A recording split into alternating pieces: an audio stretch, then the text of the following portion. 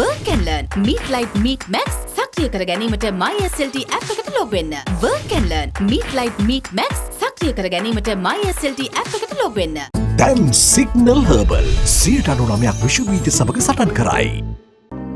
හරිම සුදුයි.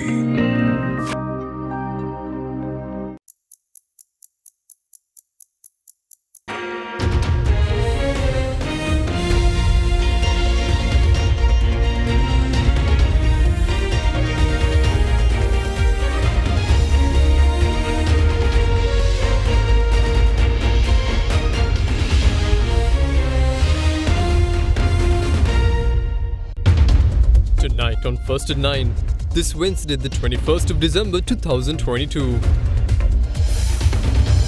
To re-emerge, President Ranil Wickremesinghe says industrialists have a greater responsibility in rebuilding the country's fallen economy. So the next part which we are talking now, and you will see from next year, start making our enterprises competitive. We have no other way. Subsiding. The NCPI-based headline inflation reduces 5.6% to 65% in November from 70.6% in October. Need more time. IMF bailout deal likely to go beyond January 2023, says State Minister of Finance. Baseless. Power and Energy Minister refutes claims by CEBU chairman of 10 to 12-hour power cuts, assures disciplined reaction. From AdaDerana, this is AdaDerana First at 9 with Andrew Bernard. Live from Studio 24 in Colombo. A very good evening and welcome to AdaDerana 24's English News. Now in top story for tonight, State Minister of Finance Shamsingh says the approval for Sri Lanka's $2.9 billion bailout from the International Monetary Fund is likely to take beyond January 2023. However, Shamsingh said maximum efforts are underway to receive the board's approval in the first quarter of next year as well. The bailout was initially expected to be approved in January. However, progress has been slow in the recent months in obtaining financial assurances from the creditors. Sri Lanka began negotiations with the International Monetary Fund in April this year in a bid to secure a bailout package to strengthen its state coffers that were severely affected from an economic crisis. Following remarkable progress made, Sri Lanka entered into a staff agreement with the global lender on the 1st of September in which they proposed a $2.9 billion package to the country. However, on condition that it will be approved once financial assurances are obtained from the country's creditors due to debt being unsustainable. Following the IMF staff agreement, the Paris Club of Creditors expressed their support to Sri Lanka, and the country also commenced talks with the non-Paris Club member nations, including China, Japan and India. According to the Ministry of Finance, the initial plan was to obtain assurances from creditors by December and to obtain approval for a bailout package by the IMF board in January. However, today, the State Finance Minister hinted that the IMF bailout is likely to be further delayed. අවසාන එකගතාවයට එන්න පෙර ජාත්‍යන්තර මූල්‍ය අරමුදලට අවශ්‍යයි අපේ ණය හිමියන්ගෙන් කිසියම් ආකාරයක සහතිකයක් අවශ්‍යයි ලංකාවේ ණය අර්බුදය निराකරණය කරලා ප්‍රතිව්‍යුහගතකරණය කිරීම සඳහා ඔවුන්ගේ සහයෝගය අපිට ලැබෙනවා කියලා. අපේ මේ ක්‍රියාවලිය ජනවාරිනුත් එහාට යන්න පුළුවන්. එහාට යන්න පුළුවන්. හැබැයි අපේ උපරිම උත්සාහය තියෙන්නේ 2023 අවුරුද්දේ මුල් කාර්තුවේදී මේ අවශ්‍ය එකගතාවයන් වලට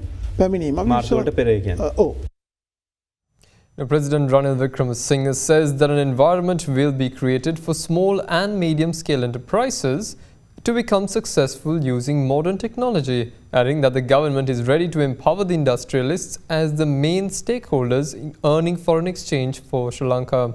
Speaking at the 2022 Achieve Awards, President Wickremesinghe added that the industrialists have a great responsibility in building the fallen economy of the country. The 21st Achieve Awards 2022, organised by the Ceylon National Chamber of Industries in collaboration with the Ministry of Industries, was held in Colombo yesterday under the patronage of President Ranil Wickremesinghe. I am confident that we can pull through, and we will pull through. We have gone through this earlier. We've gone through the worst of what has happened this year. We have to pull through. And that is where we have to look at all of you. Because what is left, we have to preserve. We still have issues. We know there are businesses whose debts are really overwhelming. Even the banking system cannot take it. Some has to be phased off, some have to be rebuilt. We still haven't reached that painful part of the exercise. Nevertheless, the government's aim is to revive and to help as many businesses as possible. And our focus then goes on to the small and medium enterprises who find it difficult. But without the small and medium enterprises, no one can survive. So we are going through a whole series of exercises in correcting the economy, all because we did not act on time. Then where do we go from here? Are you going back to the same economy? Are you going back to corporations that are dependent on public funds? I was looking at how much the main corporations have borrowed from the treasury and from the banks. And I thought, what if we didn't give this money to them? We took that whole lot of money and we distributed to our industries. You all could have modernized. We could have given you very soft loans to modernize your machinery. Giving 100 billion, 50 to 100 billion rupees a year wouldn't have been difficult if we didn't have these losses. That's the way future helped. But for 10 years, we couldn't do it. We didn't do it. So the next part which we are talking now, and you will see from next year, start making our enterprises competitive. We have no other way. We have to earn foreign exchange. We have to get foreign currency.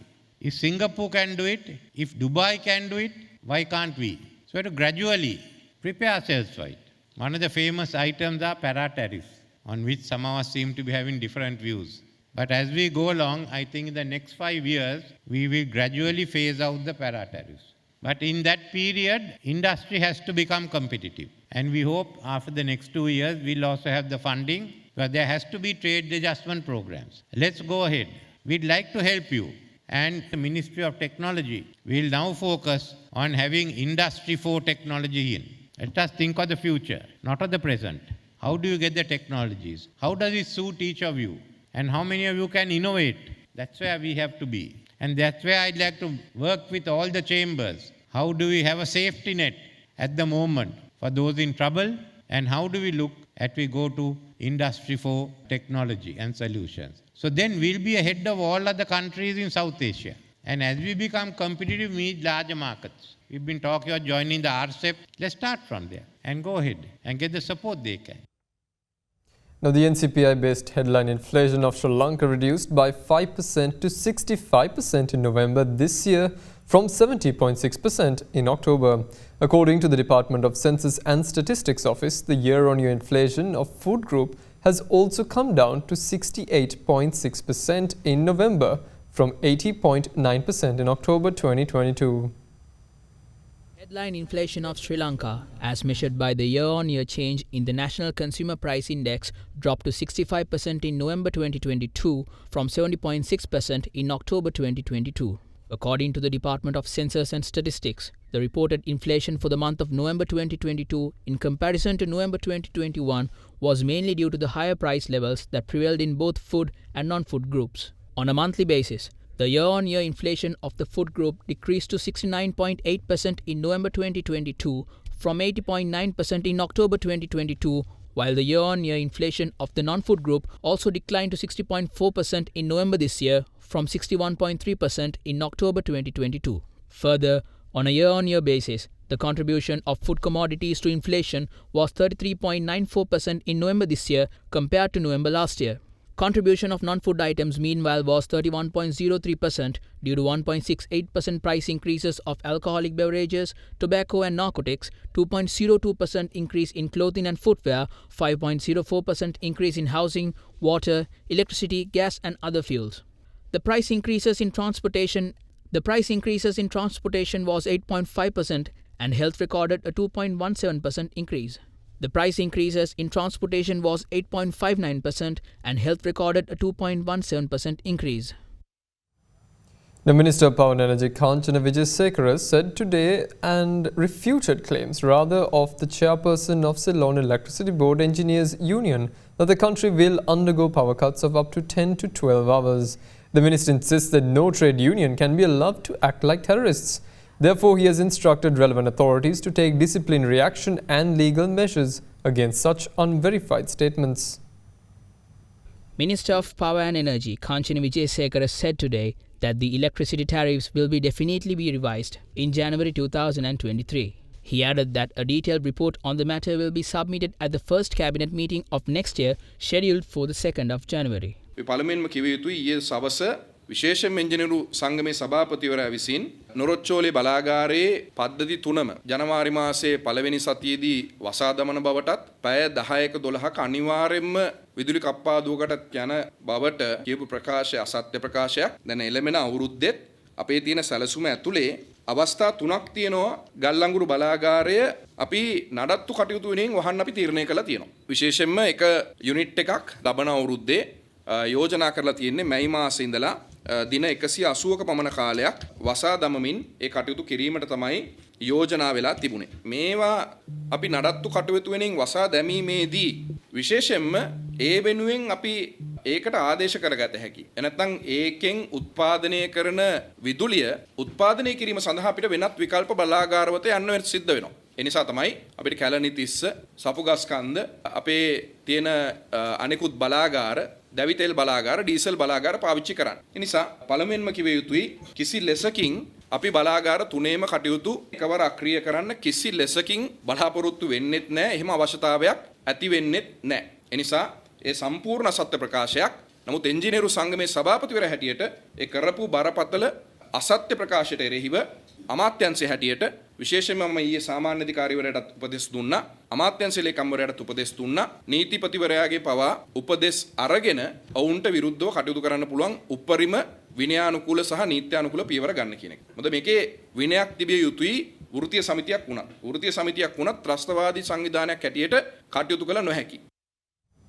In the meantime, the chairman of the Lanka coal company, Shehan Sumanasekaran, reassured today that the country will not run out of coal by the 31st of December and that they expect the 6th vessel carrying coal to dock at the Puttalam anchorage by the 3rd or 4th of January next year.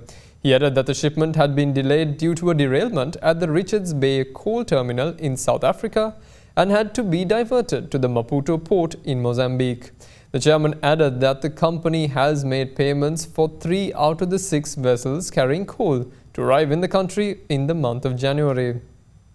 Regarding inavailability of coal after the 31st of December in the country is untrue. I have spoken with the CB chairman as well and found out that there will be sufficient coal stocks until January 2nd at the coal power plant. Now, the issue with the number 6 vessel which was supposed to arrive in the Puttalam anchorage, this 6th vessel was supposed to arrive on the 28th of December. However, when the supplier took the vessel for loading activities at the Richards Bay terminal, this is in South Africa, there was a derailment happening at the time at the South African port. Due to this plus the strikes which happened at the Richards Bay terminal in South Africa, the supplier requested Lanka Coal Company to divert their vessel towards the Mozambique port, Maputo, away from the Richards Bay port to avoid further delays. We gave them that approval. When they went to the Maputo port, it was an unscheduled berthing for the vessel. They faced some issues with congestion at that port as well. However, now we have made arrangements for the vessel to start loading. They have started loading this vessel. Up to now, I think we have loaded about 15,000 metric tons of coal into this vessel already. I think within the next 2 to 3 days, the vessel will finish its loading processes and the vessel will start sailing towards the Puttalam anchorage starting 23rd or 24th of December, which means the vessel ideally would arrive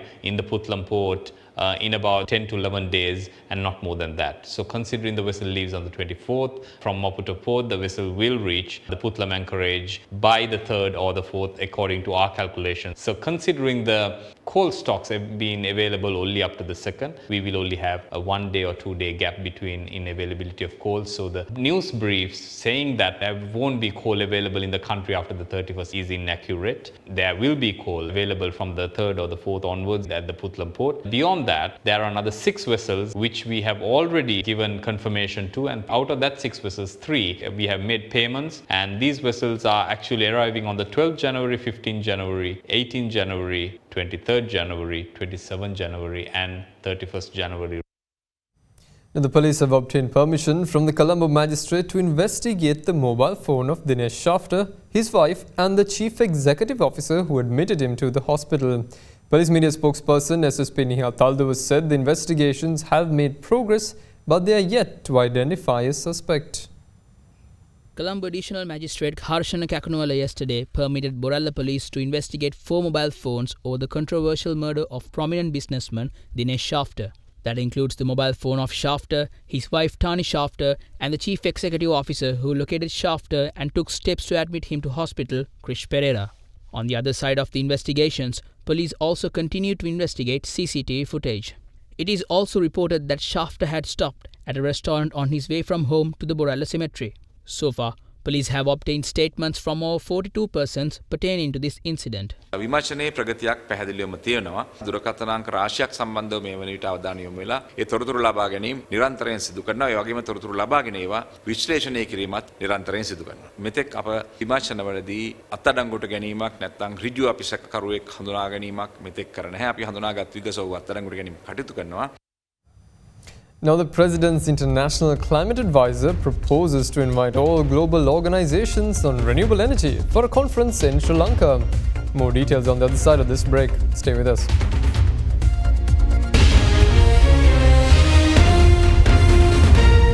It's hard to keep up with the new when you're listening to the same old Slim Brand Week, a week for professionals.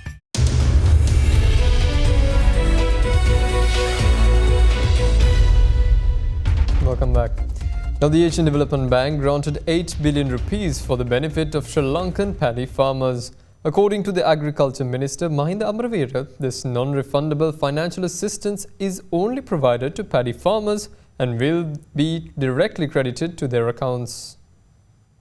At the request of President Ranil Wickremesinghe, measures are underway to provide non-refundable financial assistance up to 20,000 rupees to farmers cultivating paddy for the Maha season through the financial grant from the Asian Development Bank. Accordingly, an allowance of 10,000 rupees will be given to small-scale paddy farmers who have engaged in farming activities on lands to the extent of 1 hectare or less, and an allowance of 20,000 rupees will be given to farmers engaged in paddy cultivation on lands over 1 hectare. This financial assistance will be transferred and the money will be directly credited to their accounts. The amount of paddy to be cultivated during the Maha season is 800,000 hectares, and it has been planned to give this allowance to all paddy farmers to procure muriate of potash fertilizer.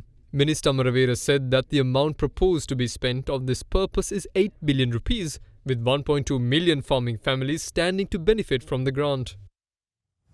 Now, President Ranil Wickremesinghe's International Advisor on Climate Change, Eric Solim, proposes to invite all global organizations on renewable energy for a conference to discuss Sri Lanka's way forward with renewable energy and to obtain their assistance on preparing policies to achieve targets. He made these comments during a meeting held yesterday on climate change. Meanwhile, President's local advisor on climate change, Ruwan Wijewardena, says such a conference will be beneficial for Sri Lanka and its people. A discussion on climate change was held at the Presidential Secretariat yesterday under the patronage of Presidential Advisor on Climate Change Ruwan Wijewardena and Presidential Advisor on International Climate Change Eric Solheim. Discussions during the meeting focused on bringing in foreign investors to Sri Lanka for climate change mitigation projects. The government has envisaged to achieve 3 key targets. One is to achieve 70% of energy demand from renewable energy sources by 2030, then carbon neutrality by 2050, and also we have signed international compact on no more new coal power plant. There may be opportunities for carbon credits and renewables. There are for sure very, very clear opportunities when it comes to nature protection, say protection of mangroves, protection of forest, tree planting. All this can easily be turned into carbon credits. As an example, if Sri Lanka establishes a system for the protection of mangroves, it will be fully financed by international money.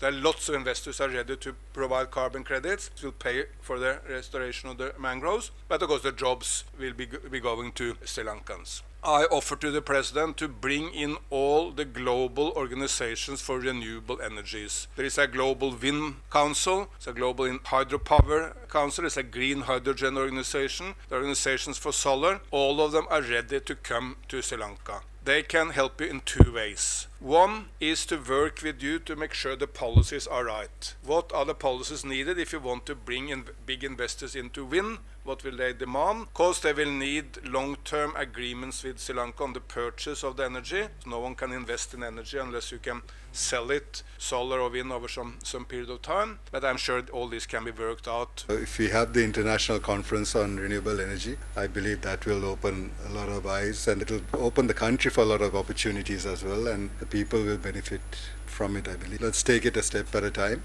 I'm sure government is committed to reach the NDCs. The president is committed to reaching the NDCs. So let's find a greener path to reach our goals for development in this country. Now, the all-share price index closed in red as a result of price losses in counters such as Expo Lanka Holdings, Sampath Bank and Aitken Spence. Overall market turnover crossed 1.6 billion rupees, higher than this year's daily average turnover of 2.9 billion rupees. The SPI ended 86.27 points lower to end at 8,420.26, while the S&P SL20 closed 40.61 points lower to end at 2,663.84. So far in December, the SPI has lost 2.6%. Crossings were witnessed in Expo Lanka Holdings and Lanka IOC, accounting for 64.4% of the turnover. Mixed interest was observed in First Capital Holdings, John Keel's Holdings and First Capital Treasuries, while the retail interest was noted in Brown's Investments, Chetwing Symphony and LOLC Finance.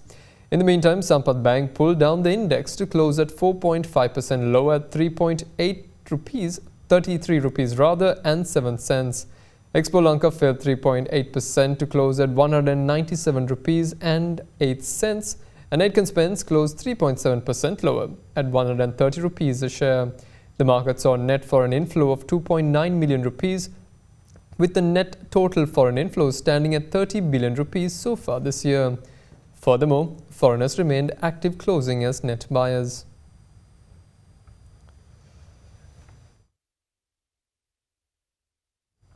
Now let's take a look at how the rupee fared against other major currencies in the world.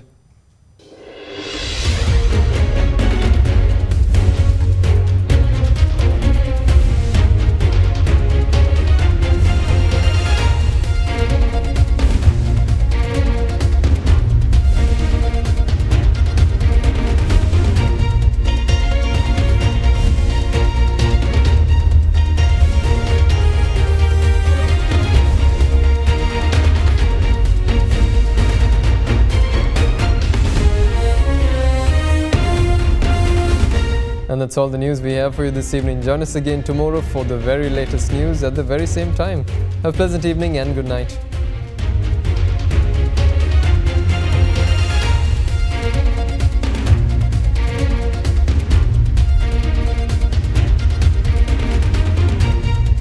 For news and information you can trust 24 hours a day, visit AdaDerana.lk.